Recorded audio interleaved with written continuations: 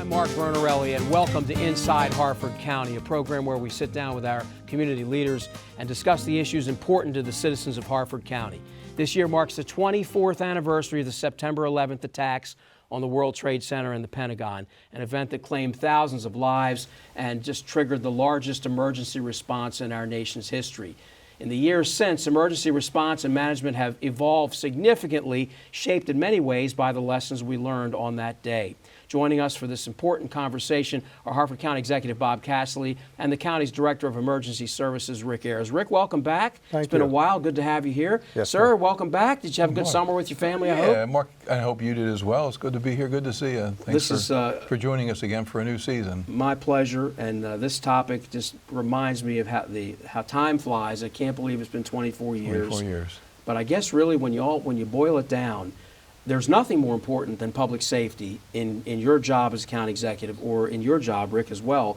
And what is the overall importance of the government's response to emergency services? That has to be the top priority. Absolutely. It's very much the top priority. And I'm delighted to have Rick Ayers here as our Director of Emergency Services. Rick keeps us all in tip-top shape. We've got regular training exercises where we, up at the Emergency Operations Center, which is a state-of-the-art facility. If you haven't seen it, it's worth the trip. It's the backup for the entire state of Maryland in emergency operations. But we conduct regular training exercises. We bring in all we call them the allied partners, your state police, your municipal police, your sheriff, state highways, the Aberdeen Proving Ground folks, the utility companies, everybody that might be involved in emergency, and bring them in there and go through training exercises. So it's very much a top priority, and we take it very seriously, and Rick makes sure that we do that. Rick, I think it seems like 1,000 years ago, but I can remember when I was a young reporter covering a terrible murder in Virginia, and the county in Virginia in which that occurred had no 911 at the time. And a traveler from out of state had stopped into this business, happened upon this terrible scene, and really didn't know what to do because there was no 911. He dialed it, but there was it wasn't activated yet. Yeah. And that was one of the crimes that caused that particular county to expedite the effort to have 911. We haven't always had 911. What were the challenges like that before there was a 911 system? Well, there was no one number in the county for people to call to get emergency help. You had to know the 7-digit number to call for law enforcement, a separate 7-digit number to call for fire and EMS. And there was, now we're lucky when somebody calls 911, we have location. We kind of know where they're calling from. The other problem we had back in before 911 is most people either had a home phone number or a home phone line or a payphone.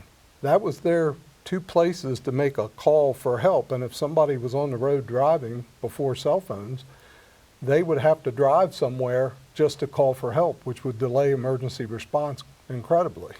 A lot of younger people probably think mistakenly that 911 comes from 9/11, but 911 goes back really to the 60s in some areas. And how were those numbers chosen? 911, why 911? The simple answer is it was just an easy number for people to remember, and it was also an easy number for people to dial on the old rotary phones.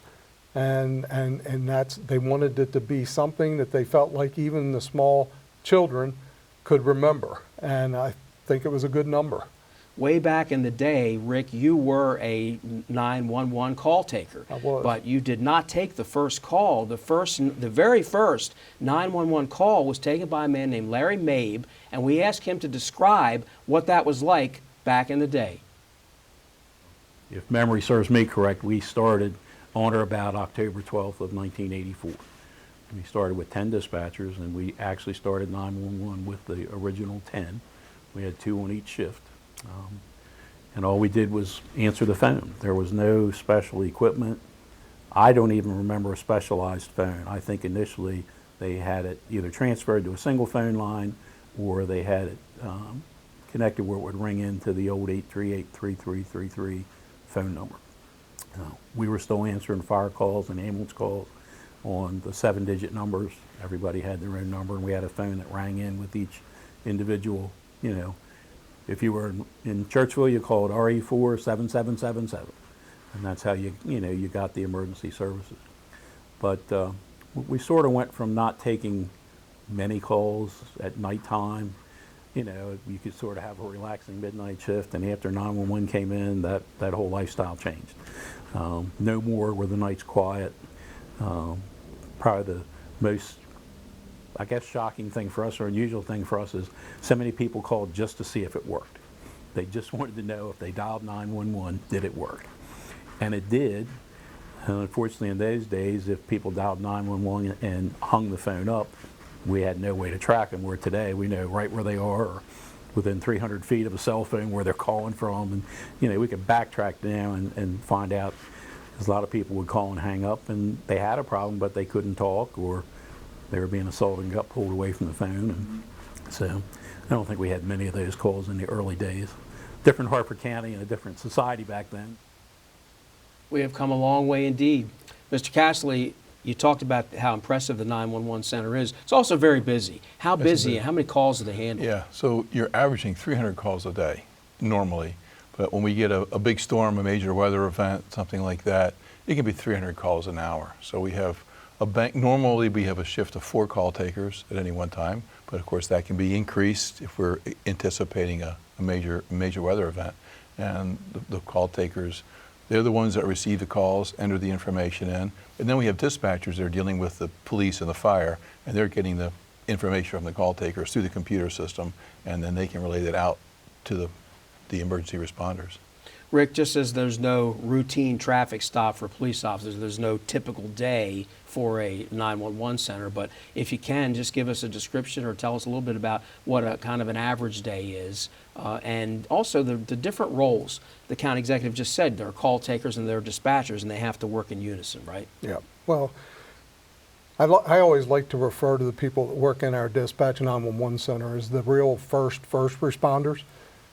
Because really nothing happens until they process the 911 call and get it dispatched correctly to our first responders. And they're behind the scenes. The public doesn't see them that much. But a 911 call taker is somebody that has certifications in emergency medical dispatch, emergency police dispatch, and emergency fire dispatch. And that certification, when somebody calls 911, the questions come up on the computer in front of that call taker and gives them guidance on the correct questions that they should ask that caller for the particular emergency that's being called in. And that will hopefully give the first responders the correct information that when they get dispatched for the call. I'd like to also mention that we were the first 911 center in the entire country to be accredited in those 3 areas. Second in the world and first in the country. Wow, that's great. And that's a huge honor. And then when they're done processing the call, and I'd also like to mention that most people that call 911 are not having a good day. So they take one call after another during their shift, and they're very stressful calls. And once in a while, they get a call for a good thing, like delivering a baby or something like that, but the majority of the calls are very stressful. And they process the call, like the county executive said, and it's all entered into the computer-aided dispatch system. And then once they've got enough information, it'll electronically go to the dispatchers, and then the dispatchers will take that information and dispatch the appropriate response.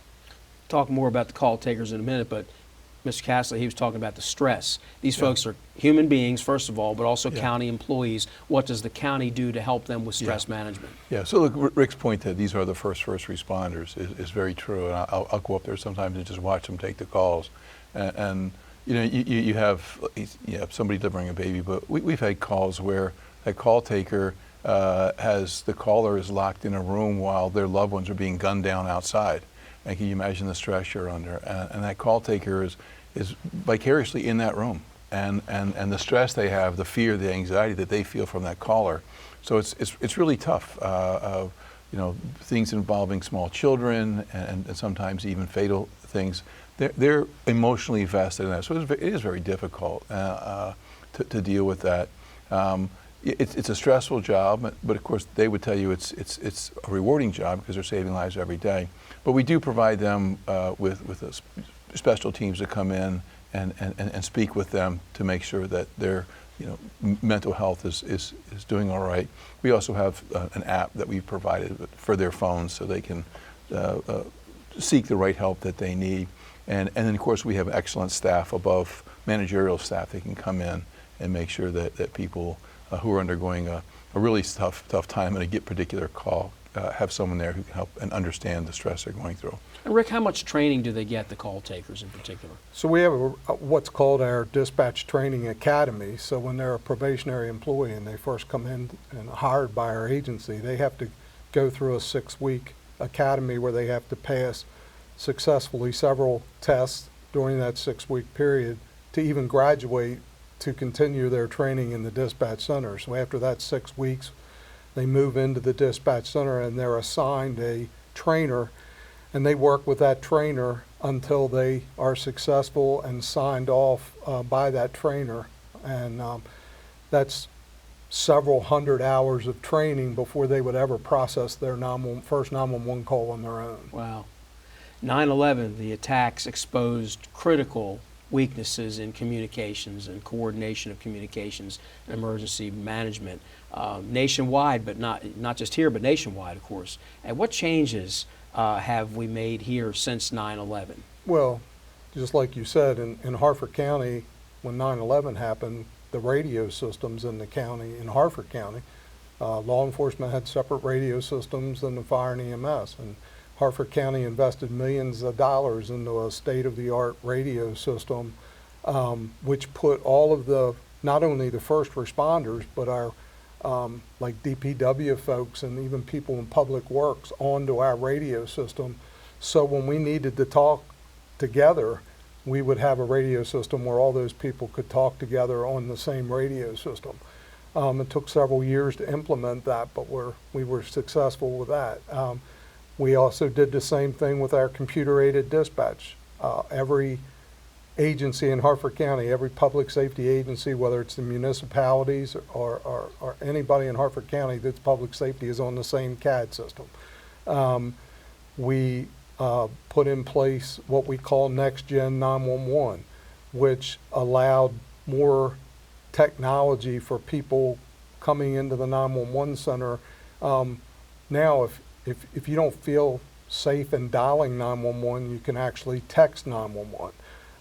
In the future, we're going to have the technology through Next Gen 911 that if somebody is on the scene of a crime and can take a video or a picture, they'll be able to send that information into the 911 center, and the first responders will have access to that before they even arrive. Wow. We're not there yet, Right.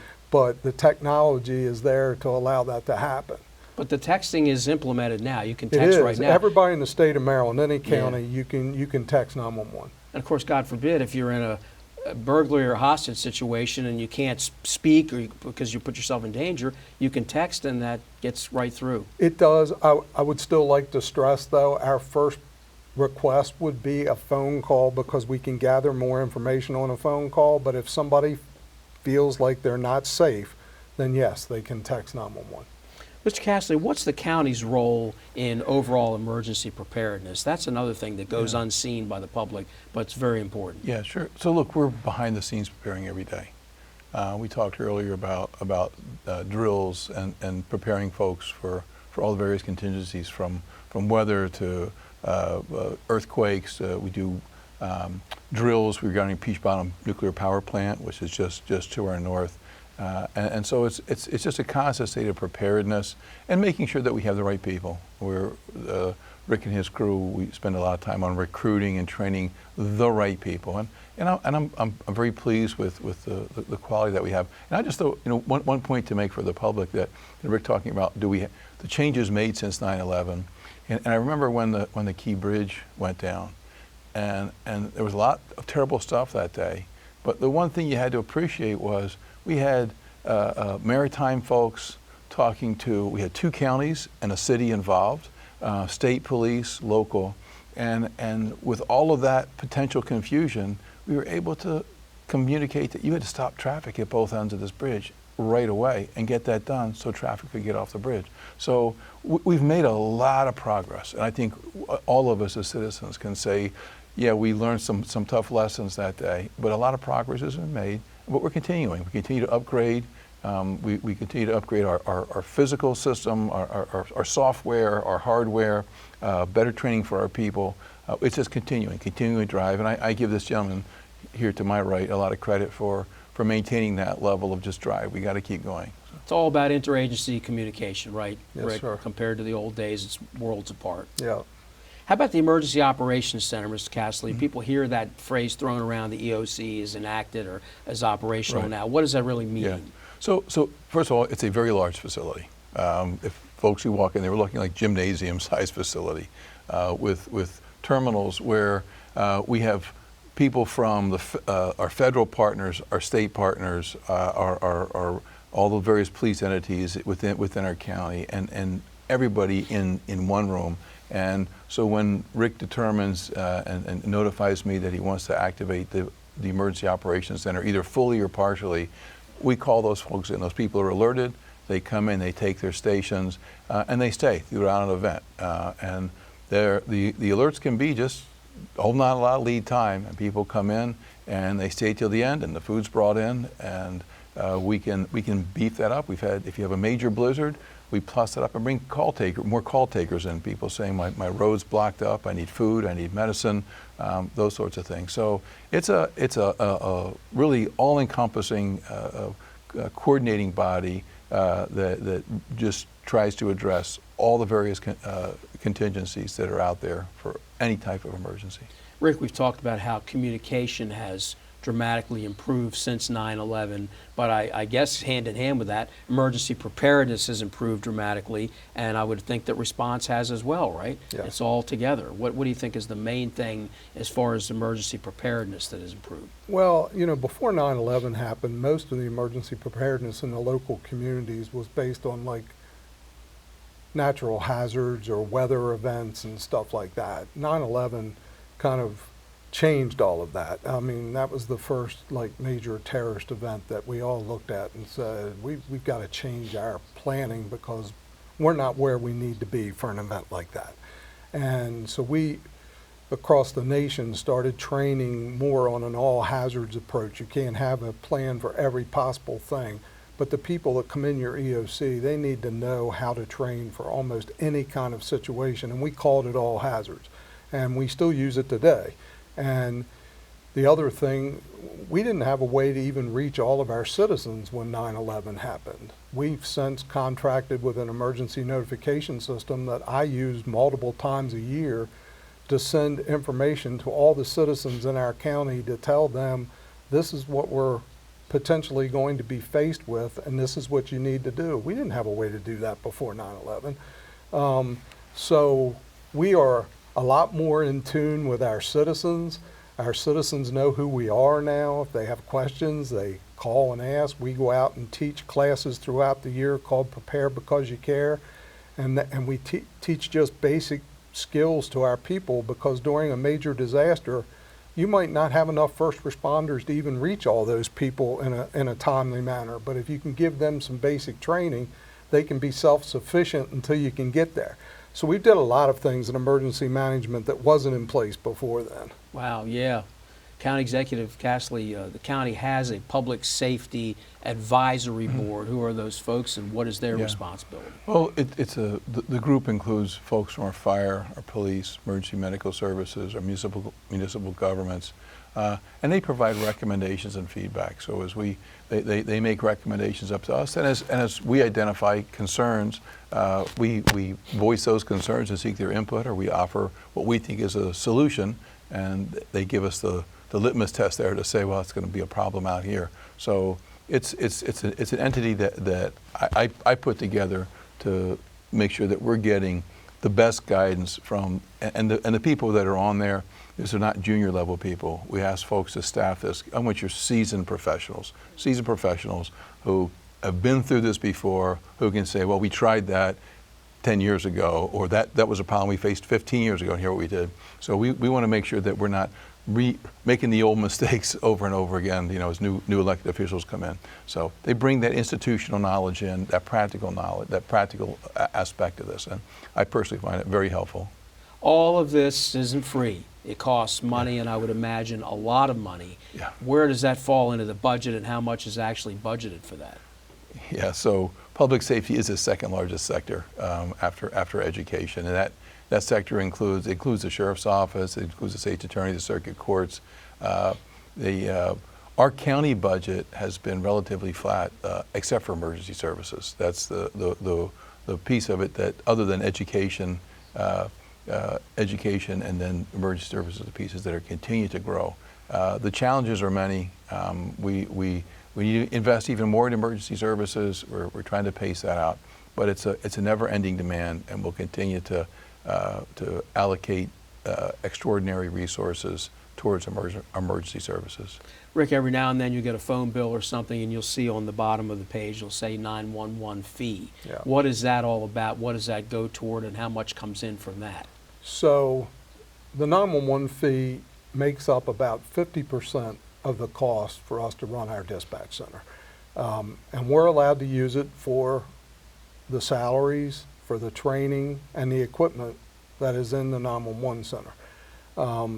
But it's an expensive operation. I don't have the number of what it costs to run the center today, but I can tell you that the 911 fee only covers about 50% of that cost. You talked earlier about the next gen 911, Yes. and that's exciting. You said that the texting is now activated. You still want the phone call first if you can do that Yeah. safely. No photos yet, but what's the next stage of that? What might be a possible time frame for people being able to text photos, send photos, or any other upgrades with that next gen? I would say you're going to see photos and videos hopefully in the next, I'm going to just say, few years. The technology's there, but we want to do it right. And there's some training that needs to come with it, and there's some procedures that need to come with it. And Harford County doesn't want to implement it until we're sure that we're ready to do it. But I think it will be a huge thing once we implement it. It seems to me, if I remember correctly, that 911, the concept goes back to like 1968 or something. How was it that the first jurisdictions were able to do it that long ago, but didn't it also take a long time to get up and running, really? Yeah, I mean, I know that until the actual mandate came down from the state of Maryland that every 911 center in the state had to have it implemented by a certain date, that was the push to force. And it was, I think it was driven by money. I mean, there was a lot more people that were going to have to be hired. There was a lot more equipment that was going to have to be put into the dispatch center, so it did have a financial impact to it. But it's been one of the best things I think that's ever been implemented for the public, because it's when you have little kids that need to call for emergency help, and we have a lot of kids that call 911 to report emergencies. Speaking of which, County Executive Cassilly, God forbid any of us ever has to call 911, which most of us will at some point. What do we expect when we call? What do you expect? Well, at the top, you're going to need a very professional call taker to start off with. And that person is going to ask you some basic questions like, obviously, your name, your location, what's the nature of the emergency, your phone number in case you're disconnected. But they'll keep on asking questions. But what people have to appreciate is that as that call taker with the headsets is talking to you, they're entering the information into the computer. So as soon as that computer has enough information to do a basic alert to either police or fire or both, it's going to go ahead and send that. But the call taker is going to get even more specific. But they're not going to wait until they have all the information before they alert. And then as the additional information, they can update the police or the fire ambulance as additional data. And so, and typically that call taker is going to stay on the line with you as long as that needs to be to help and assist. And they're also there to provide professional medical, talk people through helping someone to save a child who's choking or a drowning victim, or help you birth your child, whatever it takes until the ambulance or police show up on the scene. They're going to stay with you and provide you with that professional guidance because now the caller is obviously the first responder until somebody else comes along to take over. And Rick, you talked about the specific questions that the call takers are trained to ask. That's fairly new as well. It only goes back a few years. That probably took years to refine and to get people to know what questions to ask, right? Well, yeah, when I started as a 911 call taker back in 1984, I mean, I was a paramedic and an EMT, so I had some basic medical training to ride the ambulance, which helped me kind of know what questions to ask of a 911 caller, but I didn't have a script. We answered the call as 911 and we asked the questions that we thought were pertinent, but every call taker in the center handled it probably differently based on whatever experience they had. And back then, the most important thing was to get the name of the caller and the address, because if you got that basic information, at least you could send help to that address. And we went from that to now these people have to have a lot of training, they have to have a lot of certifications, and I'm glad that the public is finally recognizing them as a first responder, because they really are. Mr. Cassilly, you mentioned it earlier, but you're very proud of the emergency preparedness and the 911 Yes. folks in Harford County, aren't you? Yes, yeah, I am. You know, I try to stop in there just periodically throughout a given week and month, and just to show appreciation and recognize that what they're going through, and listen to them as they're taking their calls in, and doing the work that we hired them to do. But it's a really good group of folks, commendable. Always got a smile despite the many challenges they face, but they're good people. Rick Ayers, thank you so much for joining us today. Mr. Cassilly, thank you so much. Hugely important topic, and we sure have come a long way. That's the bottom line from just even a few years ago. Yeah. Mark, Thank it's good you. to be here. Thanks very much. And on this 24th anniversary of the attacks of 9/11, it's good to be addressing this topic with optimism. Thank you so much, gentlemen, and thank you for watching Inside Harford County, airing exclusively on Harford TV. Please join us again next month. I'm Mark Vernarelli.